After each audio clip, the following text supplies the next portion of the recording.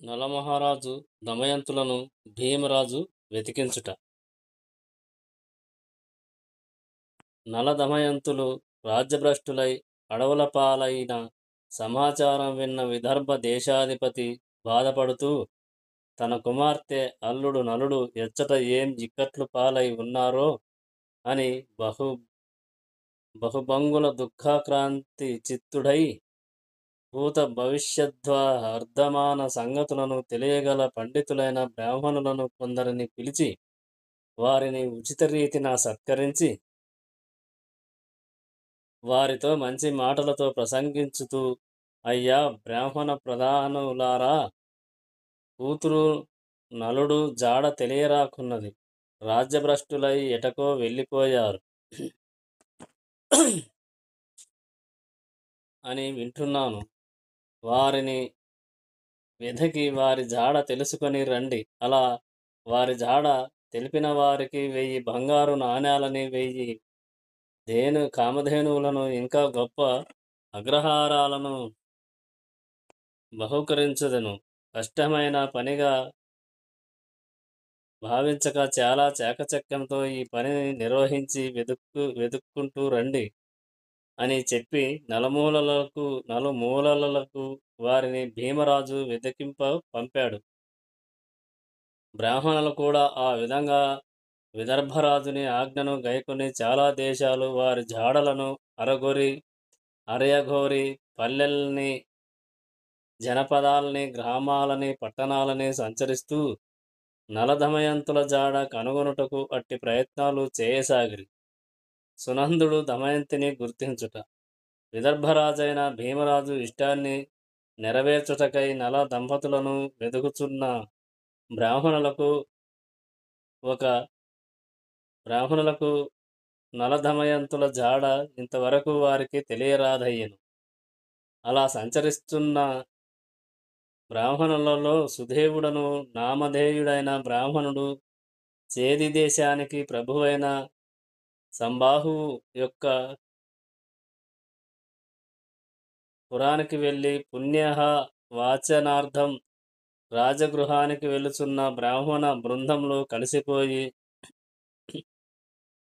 వారిని అనుసరించి రాజగృహంలోకి ప్రవేశించాడు. అక్కడ అంతఃపురంలోని అటూ ఇటూ చూస్తూ సునంద అను రాజకుమారితో సంచరించుచున్న ఒక సుందరీమణిని సునందను బ్రాహ్మణుడు గుర్తించాడు.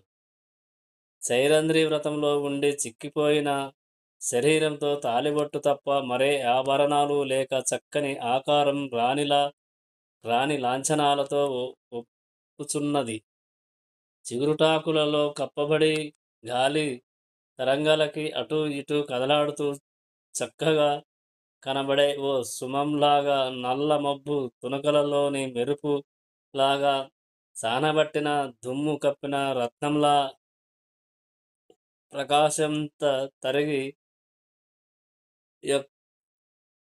ప్రకాశం తరిగియున్న అమ్మాని నీ మణిని చూస్తుంటే ఆమె దమయంతి యొక్క వాలకం ప్రస్ఫుటంగా అగుపిస్తుంది. కనుబొమ్మల మధ్య ఒక చిన్న అందపు మచ్చ ఉంది.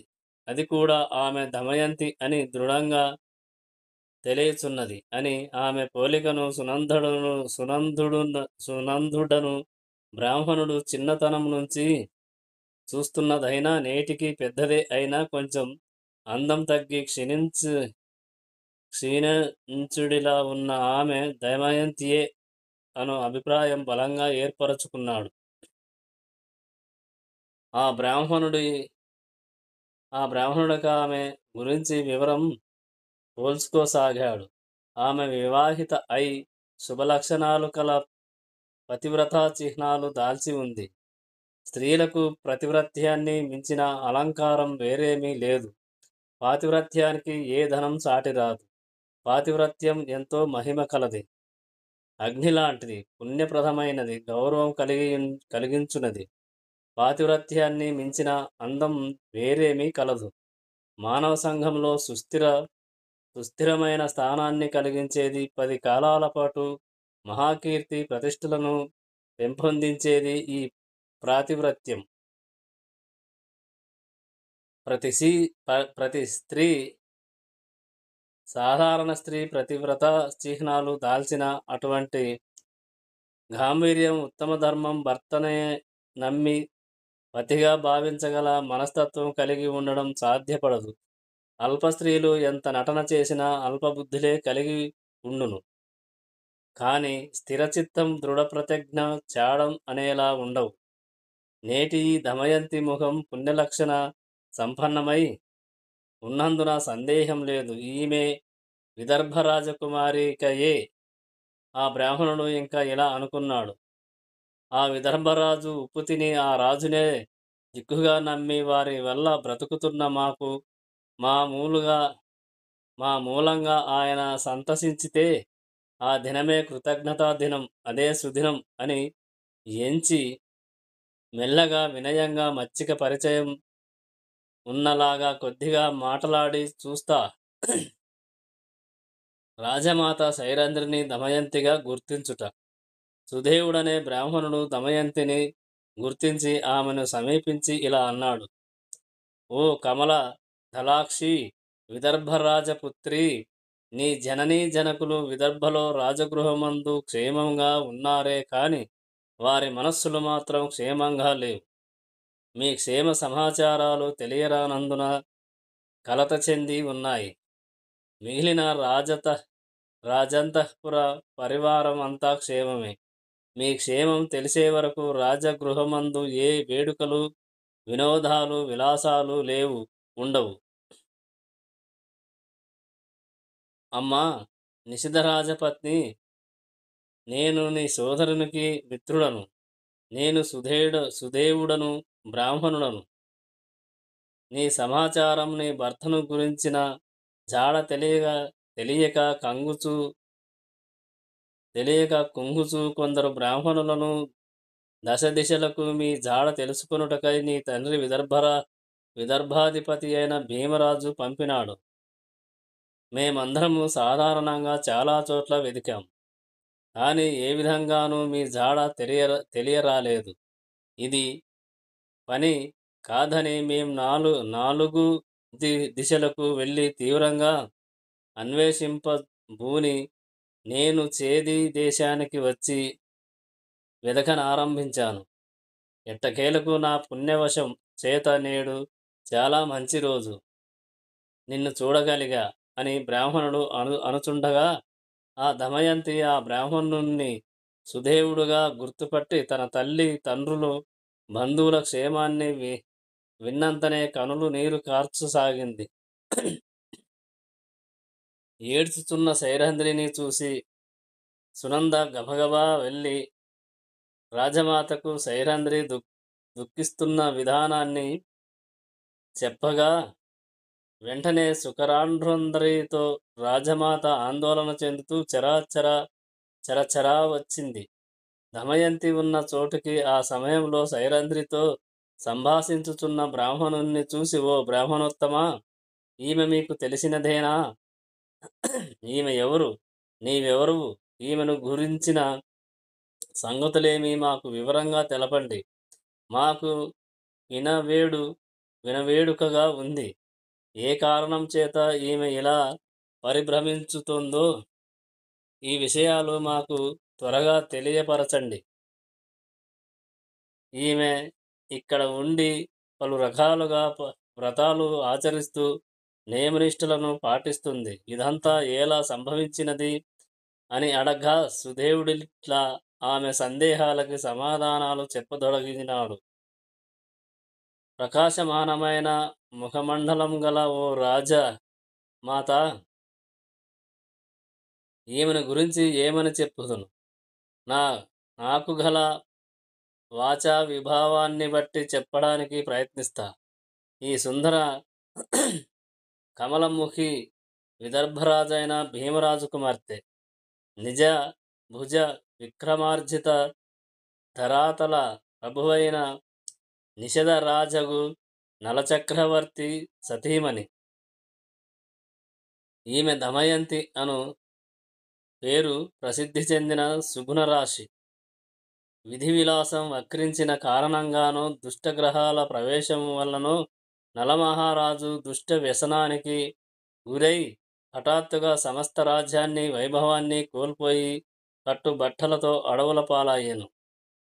ఈ పతివ్రత మా తల్లి ఆ భర్తనే అనుసరించినది అని విన్న విదర్భ ప్రభువు ఆ దంపతులను అన్వేషించడానికి బ్రాహ్మణులను దశ దిశలకు పంపాడు. చేదీ దేశానికి వచ్చిన నేను బ్రాహ్మణ బృందంతో కలిసి ఇచ్చటకు వచ్చి పరికించి చూశాను.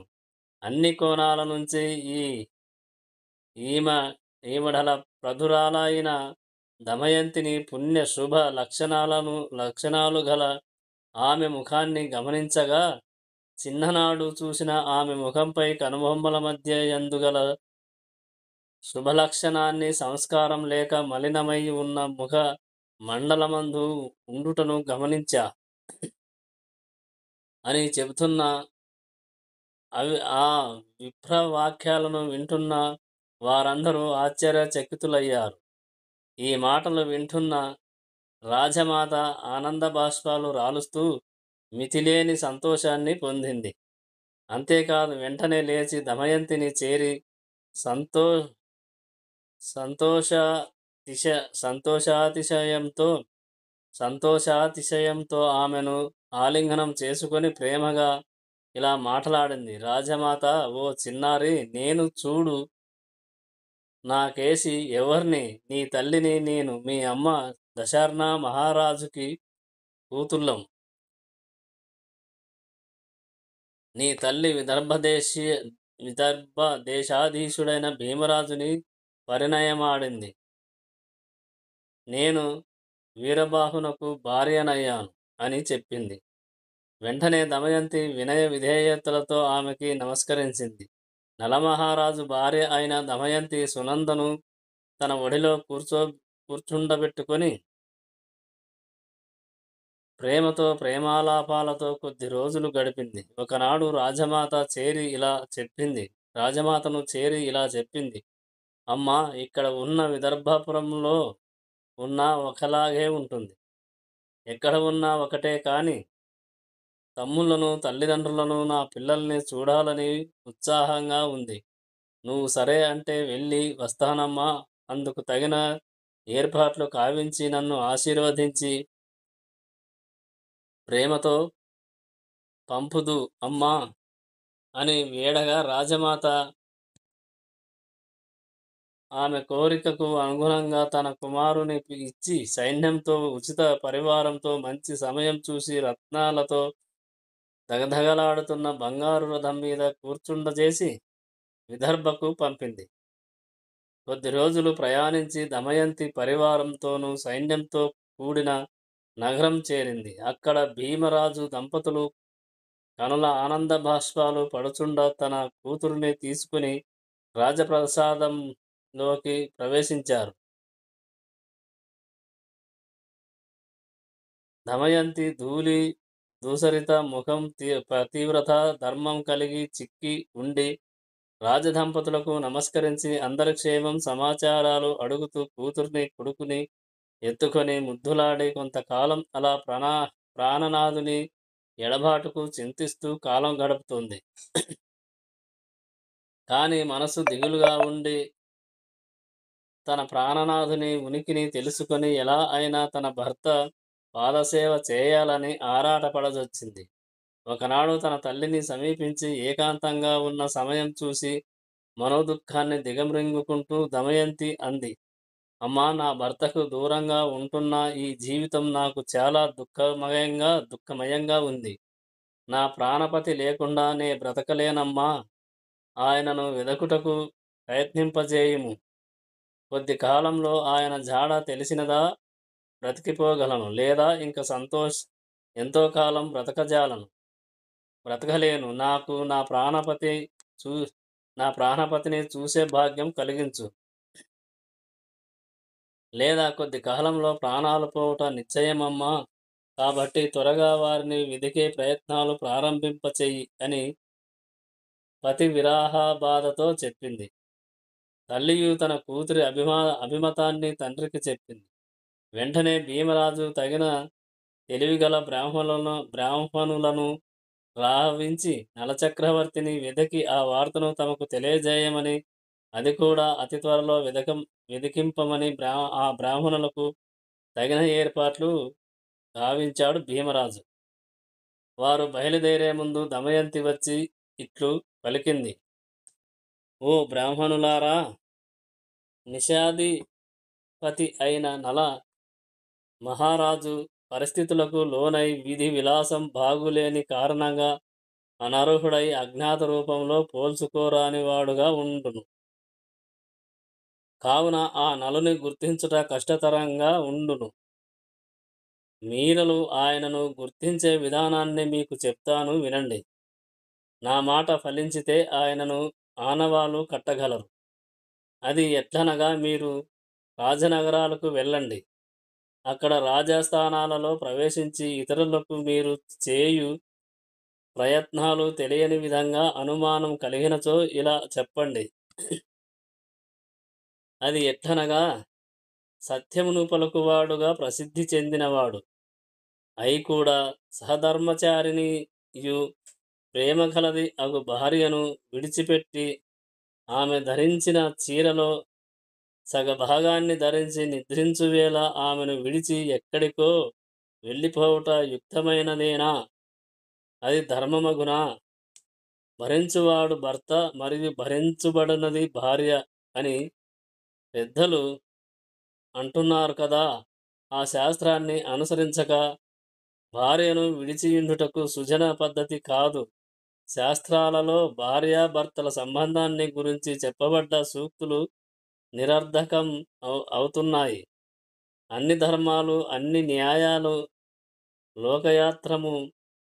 లోకయాత్రయు తెలిసిన నువ్వు ఇలా ప్రవర్తించుట దయహీన బుద్ధి అనడానికి తార్కాణంగా ఉంది. నిన్ను విడిచి నీ భార్య ఎట్లుండగలదు అని ప్రశ్నించుకున్నావా? ఆ సచ్చీలురాలు ధర్మానికి కట్టుబడినది. నిన్నే దైవంగా నమ్మి పతివ్రతా ధర్మంతో చిక్కి శల్యమైపోయి ఉండుట నీకు సహ్యమగునా? అటువంటి అనువ్రతను తలచి దయ కలిగియుండుము అని చెప్తుంటే చివరికి ఆ అన్యాయోపదేశంగా ఉండలేక ఇంచుక మాట్లాడినచో అతడే నలుడని గ్రహించండి. మీరు పలికిన మాటలకు ఆయన మాత్రమే సమాధానం చెప్పగలవాడు. ఇతరులు బదులు పలకనేరని అట్టి వాని మాటలు అర్థం తెలుసుకుని నలుని నిర్ధారింప శక్యమగును. ఇందులకు బదులు చెప్పిన వానిని అర్థం చేసుకుని నన్ను గురించి అప్పుడు విన్నవించండి. అటు పిమ్మట ఆయనను ఇక్కడికి తీసుకురండి. అట్లు రానిచో ఆయన చేయు పని ఉన్న చోటును బాగుగా తెలుసుకుని రండి అని చెప్పవలసిన మాటలన్నీ చెప్పి బ్రాహ్మణులను పంపినది. ఆ భూసురులున్న భీమరాజు దంపతులను చూసి వారి ఆజ్ఞ గైకొని పోవుటకు వారి యుద్ధకు వెళ్ళిరి. భీమరాజు దంపతులు వారితో, ఓ బ్రాహ్మణోత్తములారా, మీరు నా అల్లుని సమాచారం తెలిసిన గాని తీసుకువచ్చిన వారికి ధన కనక వస్తువాహనాదులు నొసంగువారము. మీరు ఈ ధనాన్ని మీ ఖర్చులకు మీ యొద్ద నుంచుకునుంటూ మీ రాకకై ఎదురుచూచుచుందుము అని చెప్పారా దంపతులు. దమయంతి నలుని వృత్తాంతాన్ని ఎరుగుట, వారి ఆజ్ఞ ప్రకారం తమ విధి నిర్వహణకై బయలుదేరిన బ్రాహ్మణులు నాలుగు మూలలకు వెళ్ళి అక్కడ ఉన్న రాజస్థానములను పరికించి చూస్తున్నారు. అనుమానించిన వానిని దమయంతి చెప్పిన విధంగా మాట్లాడారు. కానీ వారి మాటలకు బదులు చెప్పని వారే లేకపోయారు. కొందరే పంపబడిన బ్రాహ్మణులు తిరిగి వచ్చి తమ తమ అనుభవాలను తెలియపరిచారు. వారిలో పర్ణాదుడనే విప్రవర్యుడు దమయంతితో తన అనుభవాన్ని ఇలా వర్ణించి చెప్పాడు. ఓ తల్లి, ఋతుపర్ణుడు ఆస్థానమా అయిన అయోధ్యాపురానికి వెళ్ళి మీరు చెప్పిన క్రమంబున ఆ నీతి మాటలను ఒకని వద్ద చెప్పాను. నీ మాటలను ఒకని వద్ద చెప్పాను. అతడు పొట్టిగా ఉండి కురచ చేతులు కాళ్ళు కలిగి ఉంటున్నాడు ఉంటున్నాడు అంటూ వార్పు జరుపుటయందు వార్పు జరుపుటయందు మంచి నిపుణుడని పొగడ్తకెక్కినవాడు. రథగగనమునందు అశ్వములను పరీక్షించుట యందు నేర్పుగలవాడను. ఆ ఆస్థానంలో ఉంటూ 100 నాణేలు వేతనంగా పొందుతున్నాడు. బాహుకుడు అనే పేరు గల వికృతాకారుడనై ఉన్నాడు. అతని చెప్పి ఇంకా ఇలా చెప్పాడు: అమ్మా, మీరు చెప్పిన రీతిగా నీ మాటలను ఉచ్చరించాను. నన్ను చూసి నా మాటలకు విని ఏకాంతంగా ఉన్న చోటుకు నన్ను పిలిచి వేడి నిట్టూర్పులో విడుస్తూ కొన్ని వాక్యాలు నాతో అన్నాడు. ఓ బ్రాహ్మణోత్తమా, నువ్వన్న మాటలు విన్నాను. వాటి అర్థం నాకు అవగతం అయింది. నువ్వు ఆత్మగల సంబంధాన్ని గూర్చి అన్న మాటలు నిజంగా చాలా మంచివే, కానీ వాటిలో కొంత రహస్యం ఇమిడి ఉంది. ఆ సంగతిని నువ్వు గ్రహించినావు కావయ్యా. అదేమిటంటే, ఏ హేతువు చేతనైనా భర్తయందు ఒక దోషం కనబడితే దానిని మనస్సులో ఏ స్త్రీ ఓర్పు చెంది ఉంటుందో ఆ స్త్రీ ఉత్తమ పతివ్రత అనదగి ఉంటుంది. భార్య అనగా అట్టిది. ఆమె ఉత్తపదానికి అర్హురాలు అగుచున్నది. అటువంటి వనితకు ఈ లోకంలోనూ ఉత్తర లోకమందు ఉన్నత స్థానం పొందగలుగుతుంది. ఈ మాటలనే ఆర్యులు చెప్తున్నారు. ఈ మాటలు సత్యమైనవి, దండుగా మాటలు కావని నా ఆశయం అంటూ నన్ను విడిచి తన పనికి వెళ్ళిపోయాను అని బ్రాహ్మణుడు దమయంతిని అని విరమించినాడు. దమయంతి అదుర్తాతో పర్ణాధుడు చెప్పిన మాటలను సొంతం విని అంతఃపురంలోకి వెళ్ళి ఏకాంతంగా కూర్చొని ఆ బ్రాహ్మణుడు చెప్పిన మాటలను తిరిగి తిరిగి గుర్తుకు తెచ్చుకుంటూ అందులో నలుని గురించి ప్రసక్తి ఏమైనా ఉంటుందేమోనని బాగా ఆలోచింపసాగింది. పర్ణాధుడు చెప్పిన బాహుకుడు అనువాడు పర్ణాధుడి మాటలకు ప్రత్యుత్తరంగా కొన్ని మాటలు చెప్పాడు కదా. ఇతరులు నలుని జాడను గురించి ఇంచుకంత కూడా చెప్పలేదు. ఆ బాహుకుడు అనువాడు నలుడే కాకపోతే బ్రాహ్మణుడి మాటలకు సొంతం కొంత స్పందించి ఉన్నాడు కదా. నలుడే కాకపోతే ఏం పలుకక మిగిలిన వారిలాగా ఊరకుండేవాడే. ఈ మాటలు విన్న బాహుకుడు కలుగజేసుకుని అంత మాత్రమైనా చెప్పాడంటే ఏదో కొంత సంబంధం ఉండాలి. ఈ విషయంలో మరొక్కసారి బ్రాహ్మణుని పంపి ఆ బాహుకుడెవరో వివరాలు సేకరించుకొని రమ్మని మరలా ఇంకొక బ్రాహ్మణుని పంపి చూస్తా అని వెనుకటి బ్రాహ్మణుడైన సుదేవుడను వానిని రప్పించి దమయంతి ఆ విప్రుడితో ఇలా అంది: ఓ బ్రాహ్మణోత్తమా, నీ చాకచక్యంతో మునుపు నన్ను కనిపెట్టి మా తల్లిదండ్రులను చేర్చి ఎంతో పుణ్యం కట్టుకున్నావు. ఇప్పుడు నా భర్త అయిన నలమహారాజుని గురించి వివరాలు నువ్వు ఋతుపర్ణుడి ఆస్థానానికి పోయి అక్కడ వంట వార్పు చేయు బాహుకుడను వానిని తెలుసుకొని అతడు నలుడై ఉండునేమో కనిపెట్టి ఆ విషయాలు నాకు తెలియపరచి విడిపోయి ఉన్న భార్యాభర్తలను ఏకం చేసి పుణ్యం నీకింత అంత అని చెప్పలేను. మీకు ఎన్నో నమశ్శతాలు. మీకు సంతోషం కలిగేలా ఎన్నో కానుకలు అర్పించుదానను. నా యందు దయ ఉంచి ఋతుపర్ణుడి యొద్దకు పని కాడైన బాహుకుని గురించిన పూర్తి సమాచారాన్ని సేకరించి నాకందియ గలందులకు మిమ్ము ప్రార్థించుచున్నాను. మీరు నేడే అయోధ్యకు పోయి ఋతుపర్ణుని వద్దకు చేరి ఇట్లు చెప్పండి: అది యున్ను ఏదో ప్రస్తావన సందర్భంగా అంటున్నట్లుగా అనండి. అది ఏమనో చెప్పమ్మా అని సుదేవుడు అడగ్గా దమయంతి మరలా ఇట్లా చెప్పింది. ఓ రాజా, విదర్భ దేశాధిపతి తన అల్లుడైన నలమహారాజు అన్ని విధాలుగా రాజ పదనీ పదవీ విచ్యుతుడై ఎటు పోయి ఎక్కడుంటున్నాడో ఏమి తెలియరాకున్నది. అతని కోసం బ్రాహ్మణులను దేశ దేశాలకు పంపి వెదకించాడు విదర్భరాజు.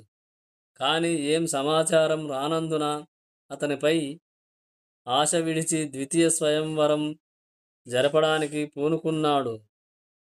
అందుకోసం చాలామంది రాజులు ఆ స్వయంవరానికి త్వరితగతిన విదర్భ రాజధానికి హుటాహుటి హుటాహుటిన తరలి వెళుతున్నారు అని చెప్పమని దమయంతి బ్రాహ్మణునికి చెప్పింది.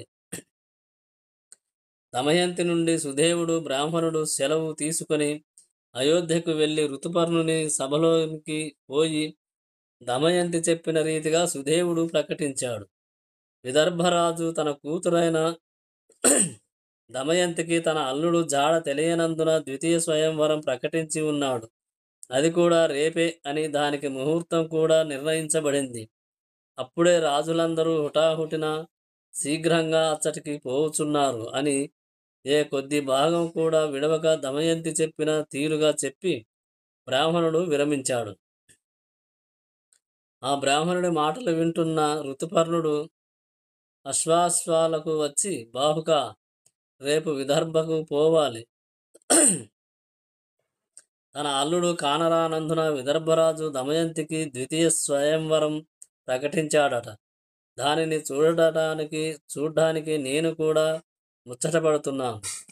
బాహుక, రథాన్ని నడిపే నీ ప్రతిభకు సమయం వచ్చింది. మంచి రథాన్ని గుర్రాలని సిద్ధం చెయ్యి. తెల్లవారితే అంటకూడను కనుక మనం ఈ రాత్రికే అక్కడికి పోవాలి. ఇక్కడికి విదర్భకి 100 ఆమడల దూరం ఉంది. ఇంత దూరం మనం ఒక్క పగలులో అక్కడికి చేరిపోవాలి. నువ్వు అశ్వాలను నేర్పరితనంతో నడిపి నన్ను సాయంత్రం లోపల అక్కడికి చేర్చాలి అని చెప్పెను. బాహుకుడు రాజుతో, మహారాజా, మీరు చెప్పిన విధంగా చేస్తా. ఈ విషయంలో మీరెంత మాత్రము సంశయపడనక్కర్లేదు. నేర్చిన అశ్వవిద్య చతుర్యాన్ని ప్రదర్శించి మిమ్ము నేటి సాయంకాలం అగుసరికి విదర్భకు చేర్చే పూచినాది అని చెప్పి బాహుకుడు తన పనిలో నిమగ్నుడయ్యాడు. అనంతరం ప్రయాణం త్వరలో పడి ఇంకను అక్కడ వేచి ఉన్న సుదేవుడును బ్రాహ్మణుని సత్కరించి కానుకలు ఇచ్చి వీడ్కోలిపి పంపించాడు ఋతుపర్ణుడు. ఇక తాను కూడా క్రొత్త వేషభూషాదులు ధరించి విదర్భ ప్రయాణానికి సిద్ధమయ్యాడు. విదర్భకు ఋతుపర్ణుని ప్రయాణం. నలుడు ఋతుపర్ణుని ఆజ్ఞాపన అనుసరించి గుర్రాలను, రథాన్ని సిద్ధం చేయడానికి అశ్వాలకు వచ్చి ఆ పనిలో నిమగ్నుడై ఇలా విచారింపసాగాడు. ద్వితీయ స్వయంవరం అను మాట వినగానే నలుడు మనస్సులో ఆశానిపాతం అంతా బాధని అనుభవించాడు. ఆ దమయంతి ద్వితీయ స్వయంవరం అన్న మాటలను తలుచుకుంటూ చింతాక్రాంత చిత్తంతో ఇలా తలపోస్తున్నాడు. ఆనాడు అడవిలో ఏకాంతంగా విడిచి చెప్పకుండా వచ్చినందుకు నా మీద కోపం వహించి తిరిగి స్వయంవరానికి సంసిద్ధతను తెలియజేసింది. ఇంత మాత్రం తప్పిదం కంటే వేరేమియున్న కారణం కానరాదు. ఇది కనుక సత్యం అయితే ఇక ఆడవాళ్ళని విశ్వసించడం తప్పే. స్త్రీలు చూపు కపట ప్రేమలను సత్యం అని తలచిన పురుషుడు నిజంగా బుద్ధి తక్కువ వాడని అనుకోవాలి. ఇందుకు దమయంతి పెద్ద ఉదాహరణం. దమయంతి ప్రేమ నా మీద లేనిదని నమ్మాను. కానీ ఆ విశ్వాసం అంతా వమ్మయింది. ఓ విపత్తు సంభవించినంత మాత్రంలో భర్త కనబడడం లేదా అందుచేత ఆ భర్తను విడిచి మళ్ళా వివాహం పూనినది. ఇలాంటి సందర్భాల విషయంలో స్త్రీలు ఇలా ప్రవర్తించినట్లయినా ఆడవారిని నమ్మడం ఎలా సంభవం? నేనీ విషయం ఇలా మలుపు తిరుగుతుందని తలచలేదు అని నలుడు అనుకుంటున్నాడు. మాకు సంతానం కలిగింది. మా బంధం బలీయంగా దృఢపడిందని భావించా. భర్తను చేరి సంతానం పొందిన స్త్రీ ఇలాంటి పనికి పూనుకుంటే ఇది చాలా గర్హనీయమైంది. ఇదంతా అబద్ధం అనుకుందామంటే ఆ బ్రాహ్మణుడు బహిరంగంగా దమయంతికి స్వయంవరం అని, రాజులందరూ అప్పుడే అక్కడికి చేరుకుంటున్నారని, లగ్నం నిర్ణయం అయిందని ఎలా చెప్పవలసి ఉండును? ఈ పరిస్థితిని బట్టి ఏం నిర్ణయించడానికి వీలు పడడం లేదు. ఇదిగో ఋతుపర్ణుడు నే వెడుతున్నాడు గదా, నేను కూడా అతనితో పోవుచున్నాను. అక్కడికి చేరిన మీదట విషయం అంతా తెలుసుకుంటాను అని నిశ్చయించుకొని మునుపు తన పిల్లలని వార్ష్ణేయుడు విదర్భాపురానికి తీసుకువెళ్ళటానికి ఋతుపర్ణుని ఇంట్లో ఉంచిన తన రథాన్ని అక్కడికి తెచ్చి, ఆ రథసారథి కూడా ఆ ప్రభువుని ఆశ్రయించి ఉన్నాడు. ఆ రథం చాలా మంచి రకానికి చెందినదని, మంచి లక్షణాలు కలిగినదని, ఇంకా ఆ రథం మహావేగంతో అంటే వాయువేగ మనోవేగాలను మించి వెళ్ళగల మంచి గుర్రాలను సిద్ధం చేసి ఋతుపర్ణుడికి తెలిపాడు నలుడు. రథం సిద్ధమైందని తెలుసుకున్న ఋతుపర్ణుడు రత్నాంబరాలంకారాలు ధరించి వార్షేయుణ్ణి వెంటబెట్టుకుని రథాన్ని అధిష్ఠించాడు. రథాన్ని నడపడానికి నలుడు పూనుకొనగానే ఋతుపర్ణుడు రథాసీనుడగుచుండగా గుర్రాల ఇంచుక కదలాడినవి. దానిని చూస్తున్న ఋతుపర్ణుడు, బాహుక, ఇంత చిక్కిన అశ్వాలను రథానికి పూంచావు కదా, ఇవి విదర్భ దాకా పోగలవా? వలసిన గుర్రాలుండగా ఈ బక్క గుర్రాలెలా వెళ్ళవలసిన దూరం 100 ఆమడలున్నది. మన అశ్వాలలో ఇంతకంటే బలసిన మంచి గుర్రాలని తెచ్చి కట్టరాదు అని ఋతుపర్ణుడు అనగా, బాహుకుడు ఇంచుక నవ్వి, మహారాజా, మన అశ్వాస్వాలలోని గుర్రాలలో ఇవి అత్యుత్తమమైనవి. అత్యశ్రవయస్సుల పరుగులు తీయగల మహావేగవంతమైన అశ్వాలివి. వీటిని మించిన గుర్రాలు అశ్వాలలో లేవని నా ప్రార్థన. బాహుక, మనం సాయంత్రం కాకుండా విదర్భకు పోవాలి. మన ప్రయాణం రసాభాస కాకూడదు సుమా అన్నాడు ఋతుపర్ణుడు. మిమ్ము సాయం సమయానికి ముందే విదర్భకు తీసుకుపోగలవాడనని హామీ ఇస్తున్నాను. నిశ్చింతగా రథం మీద ఎక్కి కూర్చుండండి అని నలుడు ధీమగా చెప్పాడు. అలా చేర్చావా, నువ్వు కోరినది నీకిచ్చి సంతోష పెట్టుదును, పోనిమ్ము అని ఋతుపర్ణుడు రథం మీద కూర్చున్నాడు. నలుడు ఒక్కసారి గుర్రాలని చిన్నగా చల్ అని చరిచి కళ్యాలు బిగించాడు. అంతే, రథాశ్వాలు వేగంగా పోవడం మొదలుపెట్టాయి. వృక్షాలు కొండలు కదిలిపోతున్నట్లుగా ఉన్నాయి. ఆ రథం భూమి మీద పరిగెడుతుందో ఆకాశ మార్గాన పోతుందో ఏమీ తోచకుండా ఉంది. ఋతుపర్ణుడు ఆ వేగానికి ఆశ్చర్యపడుతూ, శభాస్ బాహుక, వహవ్వా, అద్భుతం, నిరుపమానం, నా జీవితంలో రథగమనం ఇలాంటిది అనుభవించి ఎరుగను. మొదట ఈ గుర్రాలు బక్కచిక్కినట్లు కనబడితే తప్పుగా భావించాను. ఇటువంటి రథం, ఇలాంటి సారథి, ఇంతటి గుర్రాలు లోకంలో సంభవించడం అరుదు. ఇది సూర్యరథంలాగా, బాహుకుడు అనూరుడు లాగా తోస్తున్నారు అనుకుంటూ ఋతుపర్ణుడు రథగమన సౌఖ్యాన్ని అనుభవిస్తున్నాడు. ప్రక్కన కూర్చున్న వార్ష్ణేయుడు కూడా రథగమనమును చూసి ఆశ్చర్యపడిపోతున్నాడు. ఈ రథవేగం చూస్తే ఆశ్చర్యంగా ఉంది. ఈ బాహుకుడో సామాన్య రథసారథి అనుకున్నాను. ఇంతటి రథగమన నైపుణ్యం ఇతనికి ఎలా అబ్బింది? ఇలా ఈ బాహుకుడి శక్తిని అంచనా వేస్తే ఊహాతీతంగా తోస్తుంది. ఇతని శక్తి రథాన్ని, సారథిని, అశ్వాలను గమనించి చూస్తూ ఉంటే అందున ఇంతటి మహావేగమా? దీన్ని బట్టి చూస్తే ఈ బాహుకుడు అసాధారణ శక్తి సంపన్నుడని అనిపించుతోంది. ఇతని రథగమన అజ్ఞాన ఇతని రథగమన ప్రాజ్ఞా పాటవాన్ని అంచనా వేస్తుంటే ఇంద్రుడి రథసారథి అయిన మాతలి, శాలిహోత్రుడు, అనూరుడు మరియు నలమహారాజు లోకంలో రథాన్ని నడపడంలో అనన్య ప్రజ్ఞా దురంధరులని వింటున్నాం. బాగా ఆలోచిస్తే మాతలి కాడితడు. అట్లే శాలిహోత్రుడు, అనూరుడు మాత్రం కాదు. పోతే ఈయన ఇక నలమహారాజు అయి ఉండునా అని సందేహం కలుగుతుంది. అయితే నలమహారాజు యొక్క మేనివాలకం చాలా దర్శనీయమైనది. వీడేమిటి అసహ్యంగా వికారాకారంతో భయంకరంగా ఉన్నాడు. ప్రతిభావంతుల సామర్థ్యాన్ని అనుభవం వల్లనే కదా తెలుసుకోగలం. ఈ జగత్తులోని మహానుభావులు దేవతల ప్రోత్సాహం కలిగి ప్రచ్ఛన్నంగానే ఉంటుంటారనే వారిని గుర్తించుట చాలా కష్టం. కానీ ఒక్కటి నిజం, ఇతడు దైవీదత్త ప్రతిభాశాలి అని మాత్రం నిర్ధారించక తప్పదు.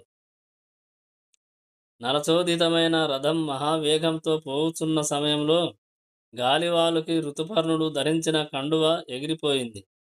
దానికి ఋతుపర్ణుడు అదిరిపడి రథచోదకుణ్ణి చూసి, బాహుక, నా కండువ రథవేగపు గాలివాలికి ఎగిరిపోయింది.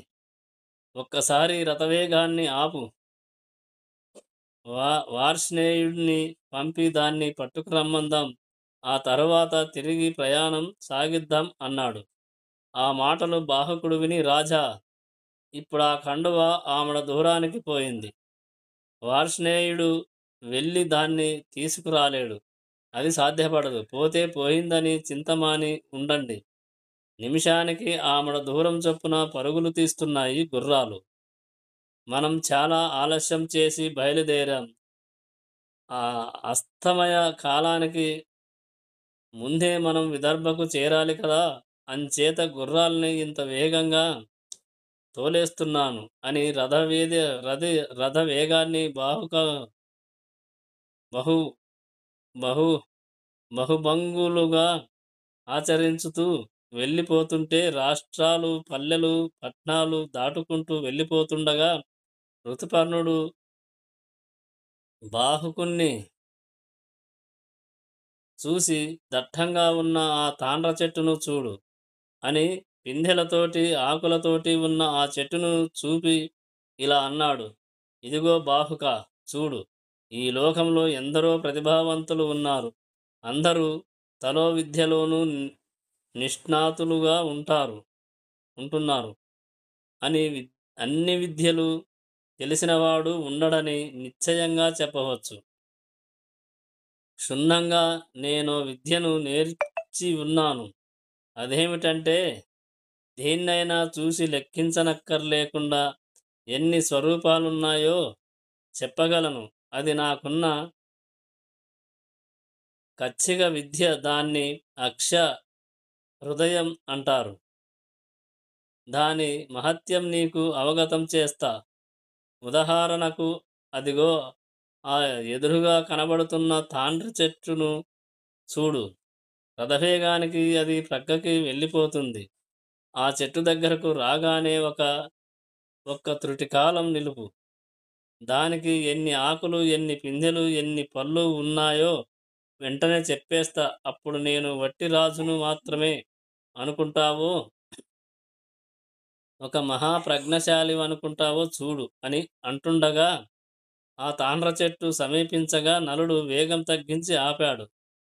ఋతుపర్ణుడు ఆ చెట్టును అంటే విభీతక పాదపాన్ని చూసి బాహుకా చూడు. ఈ చెట్టుకి ఎన్ని పళ్ళు, పత్రాలు మొత్తం ఎన్నున్నాయో చెప్తాను. దానికి 2 పెద్ద శాఖలు ఉన్నాయి కదా! చూస్తున్నావా? అవును, చూస్తున్నాను. ఆ 2 కొమ్మలకి ఉన్న ఆకుల మొత్తం సంఖ్య 10,000. ఒకటి.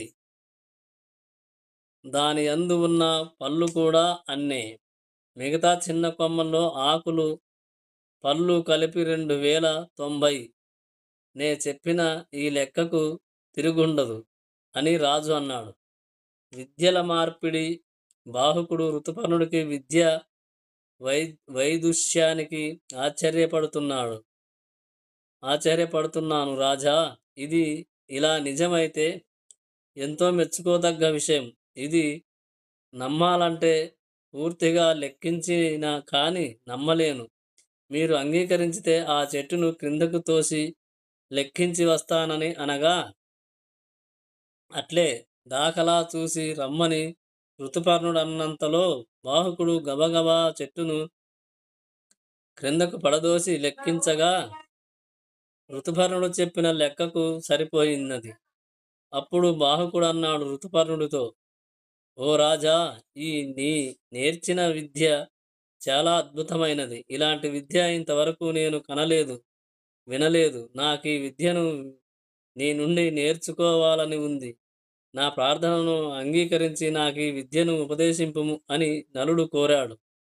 బాహుకా అన్నాడు ఋతుపర్ణుడు. ఇంకా ఇలా చెప్పాడు, ఇది అక్షహృదయం అన్నది ఈ విద్య చాలా గొప్పది.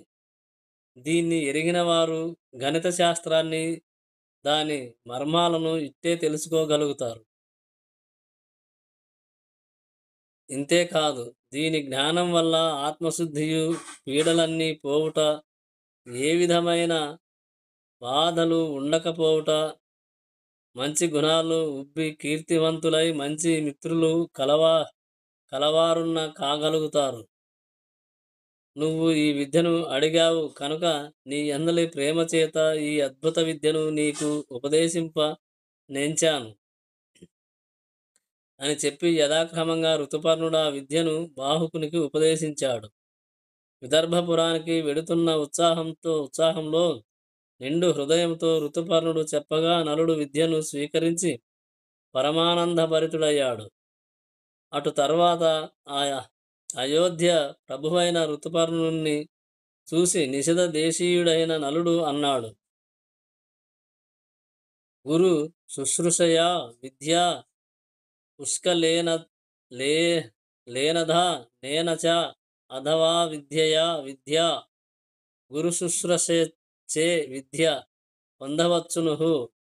తగినంత ధనం ఇచ్చి విద్యను స్వీకరించవచ్చు, లేదా విద్య ఇచ్చి విద్యను గ్రహించవచ్చును అను ఆర్యోక్తి ననుసరించి మీ నుండి నేను అక్ష హృదయం అను అను గణిత శాస్త్రాన్ని స్వీకరించాను. కావున దీనికి మారుగా నాకు తెలిసిన ఇప్పుడు మీరు కూడా సవిచూస్తున్న అశ్వ హృదయం అను విద్యను మీకు చెప్తాను. మీరు దానిని స్వీకరించవలయునని నా ప్రార్థన అనగా ఋతుపర్ణుడు చాలా సంతోషం, తప్పక స్వీకరించుతా. కానీ ప్రస్తుతానికి ఈ విద్య తర్వాత నేర్పుడులే గాని మన ప్రయాణం ఆలస్యమైపోతుంది. కావున అవసరం పడగా నీ నుంచి ఆ అశ్వ హృదయం అను విద్యను స్వీకరిస్తా. త్వరగా పోనిమ్ము అనగా విదర్భకు వేగంగా నలుడు ప్రయాణం సాగించాడు. నలునికి కలిబాధ తొలగుట. అదృష్టం రోజులు వస్తే అన్ని అదృష్టాలే వరుసగా కలిసి వస్తాయి. ఋతుపర్ణుడు ఉపదేశించిన అక్షహృదయం ప్రభావంగా నలుణ్ణి ఆక్రమించిన కలి అతనిలో ఉన్న కర్కోటక విషయం బాధిస్తుంటే తట్టుకోలేక నిజస్వరూపంతో అతని నుండి బయటకు వచ్చి నలుడి ముందు నమస్కార పూర్వకంగా నిల్చున్నాడు.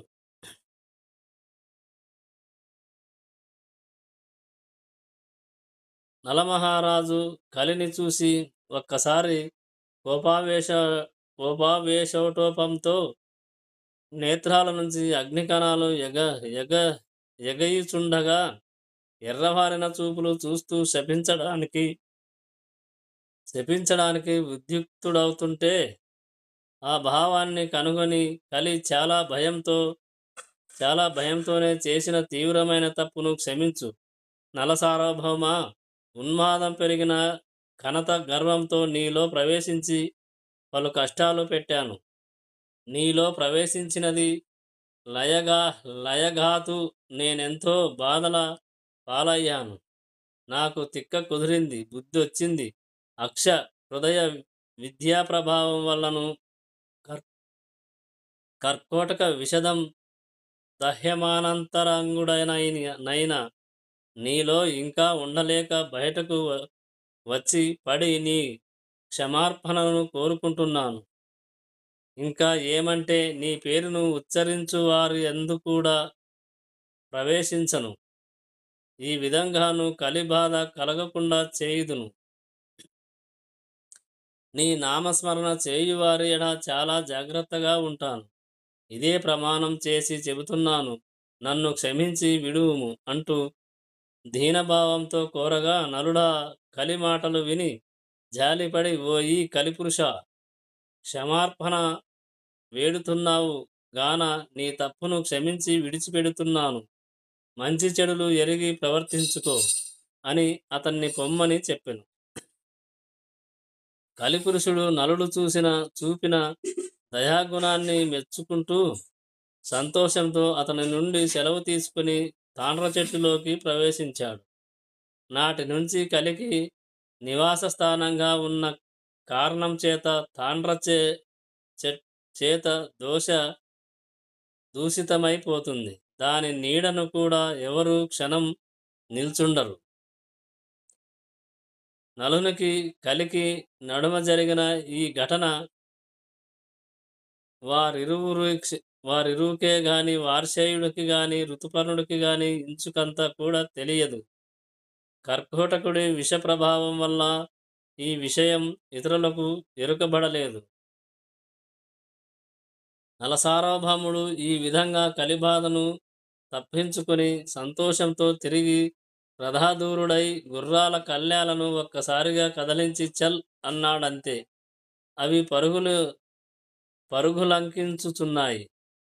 అనుకున్న ప్రకారం సాయంకాలం కానంతలోనే విదర్భాపురం చేరారు. ఆషాఢంలోని తొలి మేఘనాదాన్ని మించేలా ఉన్న రథనిస్వానం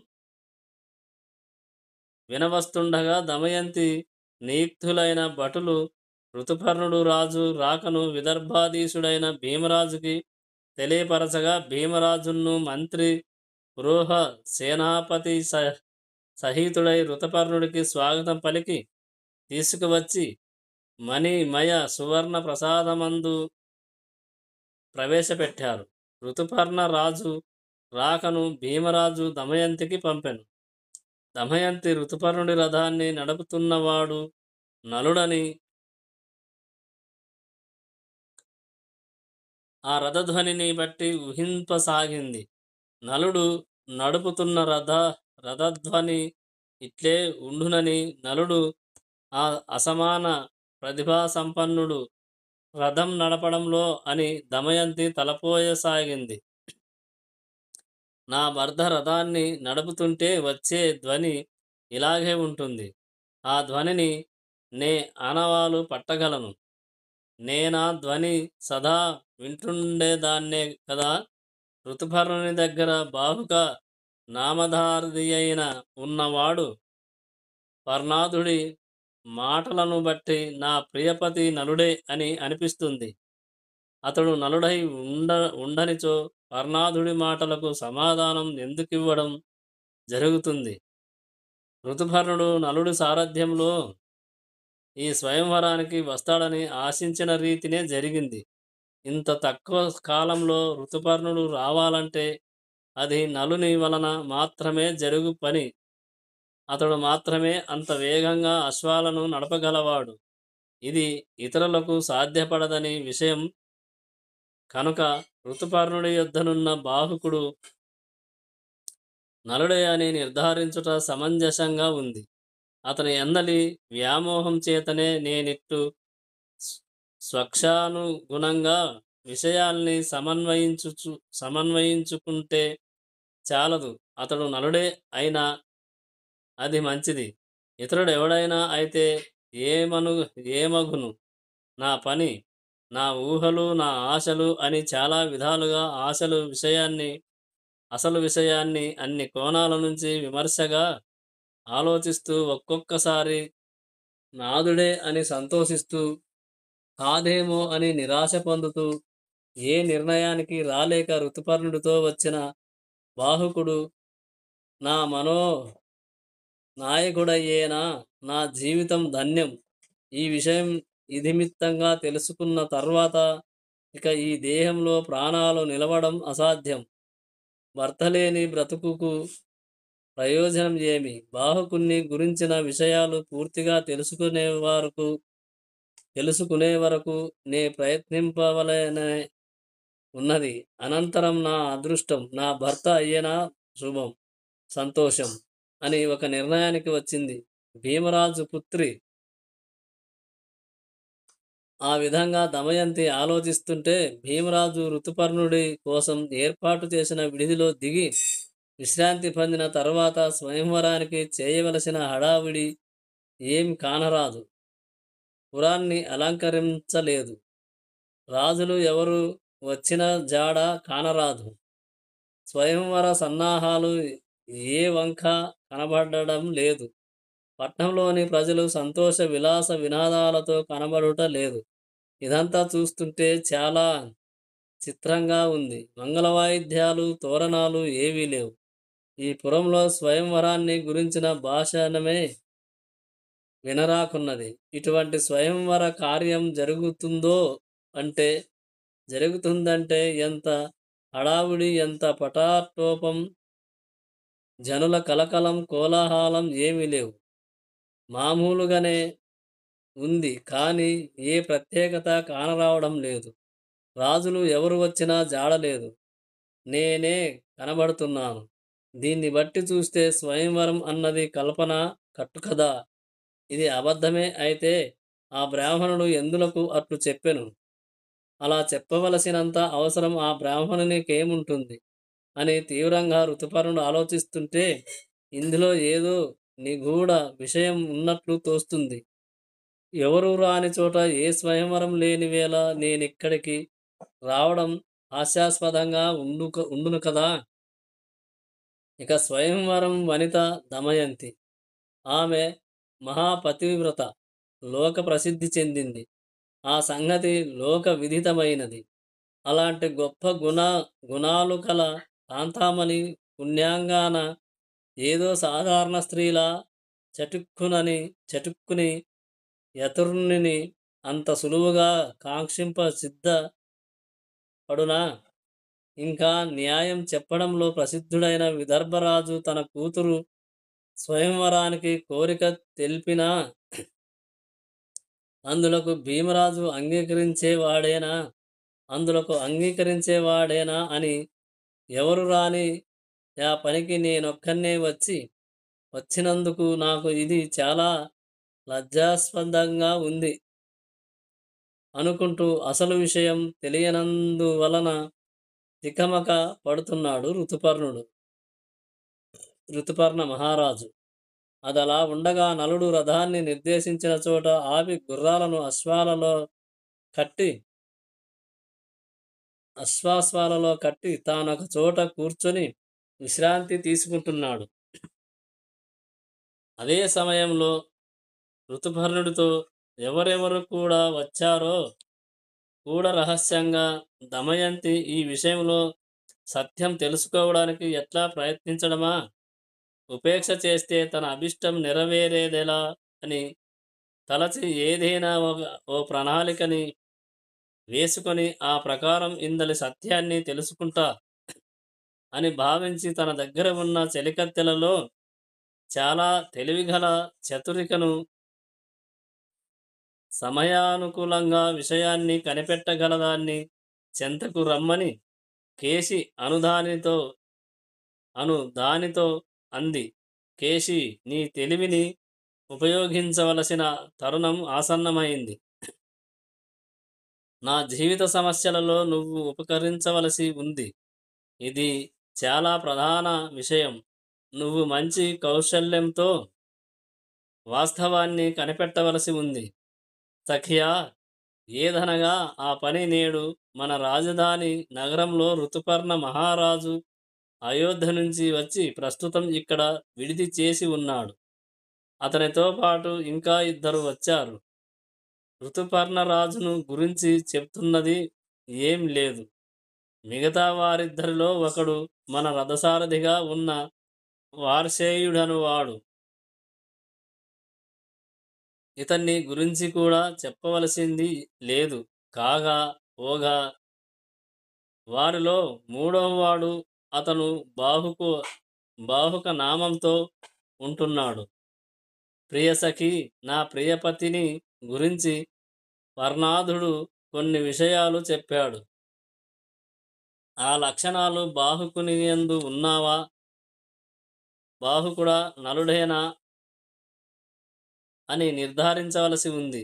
నేను పర్ణాదుడను బ్రాహ్మణుడు చెప్పిన విషయాలను బట్టి వేష భాష రూపములు ఆకారంలోనూ కాలవశం చేత కొద్దిపాటి మార్పు కనబడినా మొత్తం మీద నా ప్రియపతి జాడలు ఉన్నట్లు నాకు తోచుతుంది. నువ్వు అతని చెంతకు వెళ్ళి అతనితో యుక్తియుక్తంగా మాట్లాడి అసలు సంగతి గమనించి నా హృదయంలోని బెంగను దూరం చెయ్యి. నువ్వు ఆయన వద్దకు వెళ్ళి నిజమైన విషయాలను సేకరించి తిరిగి త్వరగా వచ్చే నీ రాకను ఎదురు చూస్తుందును. ఇక్కడే ఉంటాను అని చెప్పి ఆమెను అతని వద్దకు పంపింది దమయంతి. నలుడు అంతఃపుర విషయాలను తెలుసుకొనుట ఆలోచించుతూ కేశి అను దమయంతి చెలికత్తె బాహుకుడున్న ప్రసాద ప్రాంతానికి వెళ్ళి బాహుకుడితో ఇలా సంభాషించింది. ఆర్య, భీమరాజు కుమార్తె మీరు వచ్చినట్లు తెలుసుకొని మిమ్మును గురించిన వృత్తాంతాన్ని తెలుసుకొనుటకు నన్ను ఇచ్చటకు పంపింది. మీరు ఇక్కడికి ఎక్కడ నుండి వచ్చారు? ఈ నగరానికి వచ్చిన కారణం ఏమి? ఇక్కడ ఎవరితోనైనా పని ఉన్న కారణంగా వచ్చారా? నా యందు కృపాదృష్టి కలిగి చెప్పవలసిందిగా మిమ్ము కోరుతున్నా అనగా విని నలుడు శిరస్సు కదలించి మాటలన్నీ విని ఆ మీదట ఇలా అన్నాడు. ఓ అంతఃపుర కాంతామణి అని పిలిచి బాహుకుడు ఇలా అన్నాడు. నీ చెప్పిన అడిగిన దాన్ని బట్టి చూస్తే నువ్వు భీమరాజు కుమార్తెకు సుకురాలవనిపిస్తుంది. భీమనందన నన్ను గురించి క్షేమ సమాచారాలు తెలుసుకురమ్మన్నది అంటే అది నాకు చాలా ముదావహంగా ఉంది. నువ్వు దమయంతికి దాసివని అంటూ ఎక్కడ నుండి వచ్చారు, ఎందుకు వచ్చారు, ఏం పని మీద వచ్చారు అంటూ ఏమి తెలియనట్లుగా ప్రశ్నిస్తున్నావు. ఇది నాకు చాలా వింతగా ఉంది. ఇలా మాట్లాడుతున్నావంటే చాలా తెలివి ఉపయోగించుతున్నట్లు కనబడుతుంది. నీ ప్రశ్నలను బట్టి నన్ను గురించి నీకు కొంత విషయం తెలుసునని అర్థమవుతుంది. అటు వంటప్పుడు నీ ప్రశ్నలకు సమాధానం చెప్పడం ఎలా? అటువంటప్పుడు నీ ప్రశ్నలకు సమాధానం చెప్పడం ఎలా? అయినా కాని రాజకుమారి అయిన దమయంతి దగ్గర్నుంచి వచ్చానంటున్నావు కనుక చెప్పవలసిన బాధ్యత నాకుంది. బదులు చెప్పడం సరిగా లేకపోతే ఆమెను కించపరిచినట్లు అవుతుంది, అమర్యాద చేసినట్లు అవుతుంది. అంచేత చెప్తా విను. విదర్భరాజు తనయ అయిన దమయంతి భర్త రాజ్యభ్రష్టుడై సమస్త సంపదలను కోల్పోయి అడవుల పాలై కష్టాలు అనుభవిస్తూ నలుగురిలో తల ఎత్తి సంచరించడానికి విడియడుతూ ఆ రాకుమారిని వదిలిపెట్టి ఎటో పోయాడు. ఆమె జనకుడా సమాచారాన్ని విని తన కూతుర్ని తన ఇంటికి తీసుకువచ్చాడు. అనంతరం ఆమె భర్త నలుడి కోసం అన్ని దేశాలు వెదికించాడట. అతని జాడ తెలియరాలేదు. అంచేత విదర్భరాజు హతాశుడై అనంతరగా కర్తవ్యం అర్థం కాక బుద్ధిమంతులతో యోచించి తన కుమార్తెకు ద్వితీయ స్వయంవరం చెయ్యటానికి నిశ్చయించి వార్తలను పంపాడట కదా. ఇప్పుడు ఋతుపర్ణ మహారాజు దమయంతి యొక్క ద్వితీయ స్వయంవరాన్ని చూడ్డానికి ఉత్సాహపడి అయోధ్య నుంచి 100 ఆమడాల దూరం ప్రయాణించి విదర్భకు సాయంకాలం అవని క్రితమే చేరాలంటే హుటాహుటిన గుర్రాలని వేగంగా నడిపి ఆలస్యంగా లేకుండా తీసుకువచ్చాను. ఇప్పుడు తెలిసిందా నేనెవర్నో? నేనా రాజు రథసారథిని. అంత తొందరపడి శ్రమతో రావడం ఎందుకంటే రాజునకు సమాచారం ఈ ప్రొద్దున్నే తెలిసింది.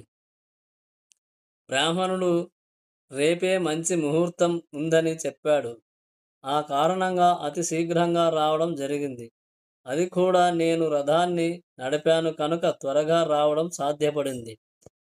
ఇతరుడెవడైనా ఈ పనికి పూనుకుంటే అనుకున్న సమయానికి రావడం అసాధ్యమయ్యేది. ఇది మా రాక గురించిన సంగతి అని బాహుకుడు దమయంతి చెలికత్తె అయిన కేశికి చెప్పాడు. కేశిని అను దమయంతి సఖురాలు అంతటితో నలుణ్ణి విడవక ఇంకా ఏమో ప్రశ్నలు అడగదలిచి కొంచెం సేపు తటాపటాయించి ఇటు అటు చూస్తూ, రాజా, మీతో బాటు ఇంకో వ్యక్తి కూడా వచ్చాడు. అతనెవరు? అతను ఎలా వచ్చాడు అని మళ్ళా కేసి అడిగింది నలుణ్ణి. అతను బదులు చెప్పాడు. అతను వార్ష్ణేయుడని నలుడి రథసారథిగా ఉండేవాడు. అనంతరం సఖురాలు అడిగింది, తనను మీతో ఎందుకు వచ్చాడు? అతను మీతో ఎందుకు వచ్చాడు? ఆ రాజు వద్ద అతడెట్లా చేరాడు అని ఇంకా ప్రశ్నించింది. నలుడిలా బదులు చెప్పాడు.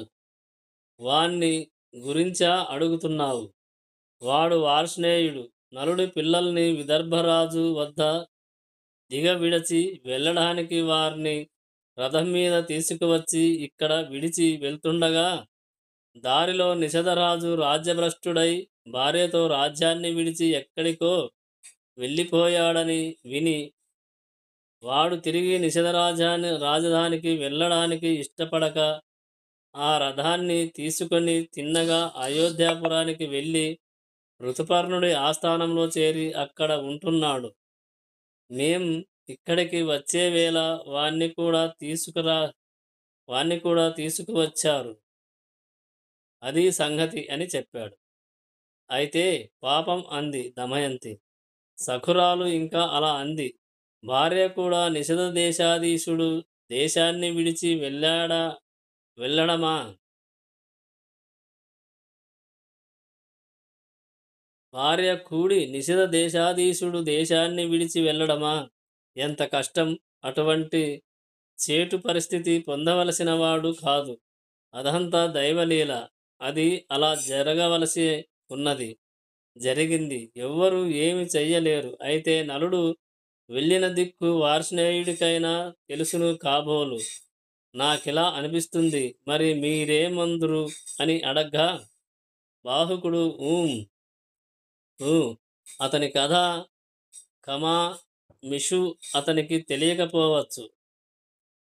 దారిలోనే నలుని వృత్తాంతం తెలిసి అయోధ్యకు పోయాడన్నావు కదా, వాడికేం తెలుసును? కానీ నలుడికి దమయంతికి మాత్రమే వారు వెళ్ళిన జాడ తెలియాలి. ఇతరులకు ఎలా తెలుస్తుంది అన్నాడు. ఆ తర్వాత కేసి మనస్సులో ఏదో ఆలోచిస్తున్నట్లు అభినయించి నేత్రాలు నిండేలా అశ్రువులు రాగా పాపం హత విధి ఎంత చేశాడు. దమయంతికి రావలసిన పాట్లు అట్టవి కాకూడదు. ఓర్చుకోలేని అమాయకురాలు. ఆమె సంగతి వింటే దుఃఖం కట్టలు తెంచుకు వస్తుందెవరికైనా. పోని ఆ వార్ష్ణేయుడికి నలమహారాజు వెళ్ళిన తోవ ఎటైనా తెలిసి ఉంటుందేమో అని తన అనుమానాన్ని తెలియజేసింది. దాని మీద బాహకుడు అబ్బే, అటువంటిది వానికేమీ తెలియదు. ఆ రాజుని గురించి వాడు ఏం ఎరుగడు అనగా దమయంతి చెలికత్తె ఇలా చెప్పింది. తెలుస్తున్న సంగతి ఏమంటే, అరణ్యంలో దమయంతి నిదురలో ఉండగా ఆమె ధరించిన వస్త్రాన్ని చింపుకొని దాన్ని ధరించి ధర్మ ప్రవృత్తిలో నిర్భయంగా ఘాతుక మృగాల మధ్య వదిలి ఎటో పోయి ఉండునని కదా. నిద్ర నుంచి మేలుకొన్న ఆ రాణి తన ప్రాణపతిని ఎటు చూడక దుఃఖంతో ఆయనకై కేకలు వేస్తూ నాలుగు మూలల గణేశించ గణేశింపజొచ్చింది. ఆ అడవులం ఆ అడవులంపట పడరాని కష్టాలు పడి చివరకు ఎలాగో ఇక్కడికి చేరింది. ఇక్కడ ఆమెకు అన్ని సుఖాలు సిద్ధంగా ఉన్నాయి. అయితేనేం ఆమెకి ఆ సుఖాల మీద ఇచ్చ లేకున్నది. ఏ సుఖాన్ని కోరుకోదు. తన భర్త చింపగా మిగిలిన ఆ వస్త్రాన్నే ఇంకా ధరించి ఉంటుంది. ఎంత గొప్ప వస్త్రాలు చూసిన పూతిక పుల్లను తోసి పారేసిన విధంగా దూరంగా తోసేస్తుందే కాని ఇంచుకంత చూపు కూడా సారించదు. వాటి మీదకి స్నానానిది పరిశుభ్రతలను కొంచెం కూడా పాటించదు. శరీరమంతా తైలాభ్యంగానాది సంస్కారాలు లేని కారణంగా వివర్ణమైనట్లు దుమ్ముతో నిండి చింపిరిగా ఉంటుందే కాని ఎట్టి చిన్న వినోదాన్ని తలంపదు, అనుభవించడానికి ఇష్టపడదు. తన తోటి వారలు నవ్వుతూ ఆటపాటలతో సరదాలతో ఉత్సాహంగా ఉన్నా ఆమె మాత్రం ఆ విచార విగ్రహం మూర్తీభవించిన దుఃఖంలో ఉండునే గాని ఈ లోకంలో ఉన్న తీరు ఆమెలో కానరాదు. ఏవో తలంపులు, ఏవో కల వలింపులు, ఏదో పరధ్యానం, దేహాన్ని గురించిన చింత అవంత కూడా పట్టించుకోదు. నల్లగా సుందరంగా ఉండవలసిన కేశపాశం దుమ్ము ధూళితో నిండి చెప్పాలంటే అసహాయంగా ఎగురుతుండును. మైపూతలతోనూ సువాసనలతో చెలగవలసినది కనీసంగా శ్రద్ధ వహించదు. ఈ లోకానికి సంబంధించిన ఊహలే కానరావు. ఏవేవో పరాకు మాటలు అర్ధరహితం ఆడుచుండును. ఏకాంతవాసమునే ఇష్టపడును. నృత్య వాద్య గోష్ఠులయందు కాని కదా శ్రవణయాదులయందు కాని ఇష్టం చూపదు. ఏ కొదవాలేని రాజంతఃపురంలో ఉండి కూడా అరణ్యవాసం చేస్తున్న తీరే తోచును. కానీ నాగరికత, సంస్కారం అన్న వాటిని కనీసంగా కూడా పాటింపదు. 1000 విధాలుగా ఆమె లోకం ఏమో మాకు అర్థం కాదు. ఆమెకు మనస్సు లేదు, మానం లేదు, భావం లేదు, భజన లేదు, భక్తి లేదు, లేదు ఏమీ లేదు. మా బాధ పడలేక కొరగా కొద్ది మాత్రం జీవనయాత్రకు తగినంతగా ఆహారం కష్టం మీద భుజించుతుంది. నలుని గురించిన మాట, నలుని గురించిన తలంపు నలుడు అంటే వేరేమీ లేదు. ఏనాడో ఎక్కడో సైరంధ్రీ వ్రతం పూనింది. అదే స్వగృహంలో కూడా రాను రాను బలహీనమైపోతుంది, కృశాంగి అయిపోతుంది. ఏ భోగాల జోలికి పోదు. కేవలం భగవంతుని, తన పతిని కూర్చుమన్న మాటలనే ఉచ్చరించుతుంటుంది. జరాభారంతో కృంగిపోయిన దానిలా బాధకర దృశ్యంగా ఉంటుంది అని చెప్పి కేసిని గద్గద కంఠంతో కనుల నీరు నిండింది. కేసిని మాటలు వింటున్న నలుడు విచారపూరిత దయాభరిత వాక్యాలకు జాలిపడిపోయి ఒక్కోసారి కన్నుల నీరు కనబడింది. ఇటువంటి విషయాలు వింటుంటే అసందర్భంగా దుఃఖించుతున్న వాతావరణం కనబడితే ఆ దాసి ఏం భావించునో అని కన్నులలోని నీరు అలాగే హరించి పోయేలా చేస్తున్న వేలతనాన్ని కప్పి పెట్టుకుంటూ తల ప్రక్కలకు త్రిప్పుతూ ధీరోదాత్త గుణాన్ని కనబరిచాడు. కేశిని పరాభిప్రాజ్ఞానమందు చతురా చతు చతురారాలు కావడం చేత నలుని అంగిక చేష్టలని శ్రద్ధగా పరీక్షించుతుంది. తాను తన ప్రియరాని దయాదీన సత్యస్థితిని ఏకరువు పెడుతుంటే ఒక మూల నలునిలోని కలిగే మార్పులను చక్కగా అర్థం చేసుకుంటుంది. ఒక్కోసారి తన మాటలను వింటూ పరధ్యాసలో పడిపోవడం, దీనంగా ఉండడం, విశ్వాసాలు వేడిగా విడుస్తుండడం లాంటి లక్షణాలను గమనించి కేశిని ఇలా అంది. ఓయి బాహుక, నాకు హజారాంలో చాలా పని ఉంది. ప్రస్తుతానికి సెలవు తీసుకుని వెళుతున్నా. అవసరమైతే మళ్ళీ వచ్చి కనబడతా అని అతనికి వీడ్కోలు చెప్పి దమయంతి ఉన్న అంతఃపురంలోకి వెళ్ళి దమయంతి వద్దకు వెళ్ళి తాను నలుణ్ణి చూసినది లగాయతు విడిచినంత వరకు తనకు అతనికి మధ్య జరిగిన అన్ని విషయాలని కులంకషంగా చర్చించిన సంగతులు అన్నింటినీ పూర్తిగా చెప్పింది కేశిని.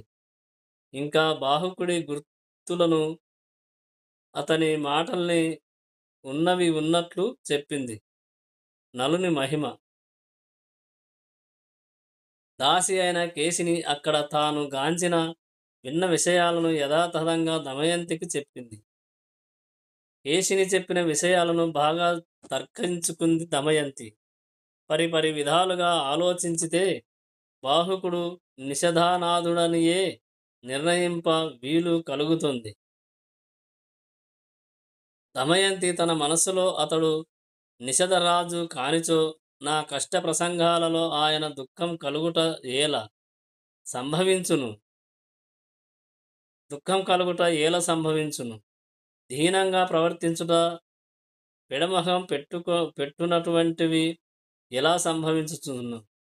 సంబంధం ఉన్నందువల్లనే కదా ఇట్టి గుణాలు కలుగుచున్నాయి. అయితే నిషధరాజు రూపం వేరు, ఇంచుక మార్పు కలిగి ఉంది.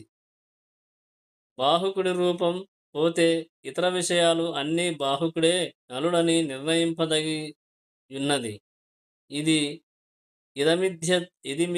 ఇది మిథ్యతంగా నిర్ధారణ చేయడం తగదు. ఈ విషయంలో మరికొంత దర్యాప్తు చేస్తేనే గాని విషయ నిర్ణయం చేయవలననబడదు. ఈ విషయాన్ని నిర్ణయించడానికి ఇంకా మార్గం ఏమున్నది? ఇది నా మనస్సునకు మించిన సమస్య.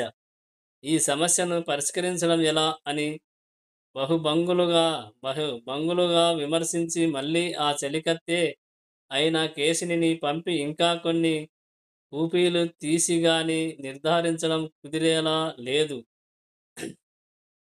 అందుచేత కేశినిని పంపుదును అని నిశ్చయించుకొని కేశినిని చేరి, చెలియా, నువ్వు చెప్పిన విషయాలు చాలా భాగం బాహుకుడే నలుడని చెప్ప వీలగుచున్నది. రూప విషయాన్ని బట్టి చూడగా ఇంచుకంత సంశయం రాక మానడం లేదు. కాబట్టి నువ్వు విసుగు చెందగా రాజరహస్యం దీన్ని ఛేదించుట అంటే మా ఇద్దరిని కలపడానికి నువ్వింకా తీవ్రంగా ప్రయత్నించాలి. బాహుకుడి వద్దకు పోయి అతడు ఋతుపర్ణుడి యొద్ద వంటలవాడుగా కూడా ఉంటున్నాడని విన్నదానను. ఏదో వంక పెట్టుకుని మెల్లిగా బాహుకుడి వద్దకు పోయి ఆయన వంట వార్పు చేయ పటిమ మరికొన్ని ఇతర విషయాలు తెలుసుకొని రమ్ము. ఇప్పుడే నువ్వు అచ్చటికి పోయి తెలివిగా మాట్లాడి బాహుకుడు నలుడో కాదో తెలుసుకురమ్మని మల్లా కేశినిపై భారం పెట్టి నలుడి యొద్దకు గూఢచారి చర్యకు పంపింది. ఆ చెలికత్తె ఆమె ఆజ్ఞ ప్రకారం రెండవసారి దౌత్యం నెరపడానికి బాహుకుని వంట యందలి ప్రావీణ్యాన్ని తెలుసుకోవడం ద్వారా నలుడు సత్య విషయాలను సేకరించి దమయంతితో ఇలా చెప్పింది. ఓయి తల్లీ! నీ ఆజ్ఞ ప్రకారం బాహుకుడి వద్దకు వెళ్ళి వచ్చాను. అపూర్వమైన క్రొత్త విషయాలను తెలుసుకువచ్చాను. అతని కార్యాలు ఇదివరలో విన్నవి కావు, చూసినవి కావు. అటువంటి విషయాలను తెలుసుకున్నాను, చెప్తున్నాను విను. ఆ బాహుకుని పాకశాస్త్రం విషయాలను గోరి నువ్వు చెప్పినట్లుగా అతని వద్దకు వెళ్ళి పాకక్రియ ఆరంభించటానికి కొంచెం ముందుగానే వెళ్ళి ఆయనతో సభాపించటం మొదలుపెట్టాను. అంతలో వంటకు వేళ అయిందని గమ్మున లేచి 2, 3 గడ్డి పరకలు చేత్తో పట్టుకుని ఇటూ అటూ తిప్పి పొయ్యిలో పడేశాడు. అదే ఆయన చేసినది. అంతటి నుంచి మంటలు లేచి వంట చెరుకు అక్కర్లేకుండానే మండడం మొదలుపెట్టడం, అలానే వంట అంతా ముగియడం జరిగిపోయింది. ఇంకా వినడమ్మా, అతను ఏ పాత్రలోనూ ఏ మాత్రము నీళ్లు పొయ్యలేదు. అక్కడే ఉన్న నేను అతను చేయు ప్రతి పని జాగ్రత్తగా పరిశీలించుతున్నాను. వంట పాత్రలలోనికి నీరు ఎలా వచ్చిందో తెలియదు. కావలసిన వంట పాత్రలలో నీరు నిండుగా ఉంది. అంతేకాదు, అతడు పనికి నీళ్లు ఉపయోగించుతున్నాడు. తిరిగి పాత్రలు నీటితో నిండిపోతున్నాయి. నీరు పాత్రల నుండి తీసిన వెంటనే పాత్రలు తిరిగి నీటితో నిండిపోయి ఉండడం చూశా. అట్టిది చాలా ఆశ్చర్యం అనిపించింది. దీన్ని బట్టి ఆలోచిస్తే అతను కేవలం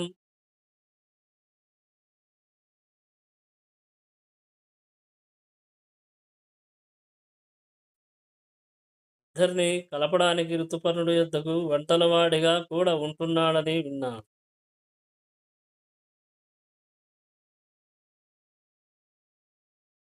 దీన్ని బట్టి ఆలోచిస్తే అతను కేవలం నరుడుగా తోచడం లేదు. ఏ మహిమాన్వితుడైన ప్రభావంకల ఏ దేవుడో అయి ఉండాలి. లేకపోతే అటువంటి మహిమ ఎలా అతను పొంది ఉండును? వంట కోసం ఉపయోగించబూనిన కాయగూరలు ఆయన హస్తస్పర్శ మూలంగా అత్యంత నవనవంగా కనబడసాగాయి. పోనీ పువ్వులను చూస్తే అవి అట్లాగే వాడినవి కూడా అతని చేతి తాకుడికి నూతన పుష్పాలుగా కనబడొచ్చాయి. ఇక వండిన సరుకులు చూడ్డానికి ఎంతో ఇంపు వాసనలు, రుచులు అత్యద్భుతం. పోవు సువాసనలు నాలుగు మూలలకు వ్యాపించి కనువారికి నోరూరింపచేసేటంత పసందుగా తయారవుతున్నాయి. అతడు మాత్రం వికృతాకారం కలిగి ఉన్నాడే కాని అతను చేస్తున్న పనులు చాలా అద్భుత జనకాలుగా ఉంటున్నాయి. నాకట్టి వాతావరణాన్ని చూడగానే ఏ మహాత్ముడో కారణవశంచే ఇలా జన్మించాడా అనిపించింది. నువ్వు పంపగానే వెళ్ళి అతనిని శంఖిములు చూసి వచ్చినవి యవి. ఈ విధంగా కేశిని గమనించిన అపూర్వ విషయాలు బాహుకుడి గురించినవి దమయంతికి ఎరింగించెను. దాసి అయిన కేశి చెప్పిన విషయాలన్నీ దమయంతి జాగ్రత్తగా వింది. అనంతరం తన మనస్సులో అనుకున్నది కేశిని వచించిన గుర్తులు, విశేషాలను బట్టి తలంచగా బాహుకుడు నలుడే అయి ఉండునని నిశ్చయంగా తోస్తుంది. నిషదాధీశుని గుణాలు బాహుకుడియందు గలవి ఒకటే అయి ఉన్నాయి. ఇంత మాత్రం చేత చాలదు. తొందరపడితే ఏది ఎలా జరుగునో కష్టంలో ఉన్న మనస్సు పక్షపాతంతో కంగారు పడుచుండును. అందుచే వివేకంతో వర్తించితే గాని సత్యం రూఢిగా తెలియజాలదు అని ఆలోచించి మళ్ళా వెనుకటి అదే చెలియను పిలిచి కేశిని ఇంతవరకు 2 సార్లు బాహుకుడి వద్దకు వెళ్ళి చాలా విషయాలు జాగ్రత్తగా తెలుసుకువచ్చి చెప్పావు. అలాగే మూడోసారి కూడా ఇంకా మరికొన్ని ధృవ పరిచయాల వార్తలను సేకరించి రావాలి. బాహుకుడి యొద్దకు పోయి రమ్ము. నువ్వు చేసే దౌత్యం ఫలించేలా ఉంది. నా విధి లిఖితం ఎలా ఉందో మరి. నువ్వు నలునికి సంబంధించిన విషయాలను చాలా చాతుర్యంతో నిర్వహించగల రాయబారివి. ఈ అంతఃపురంలో నీతో సమానంగా రాయబారం నిలపగల జానులు ఎవ్వరూ లేరు.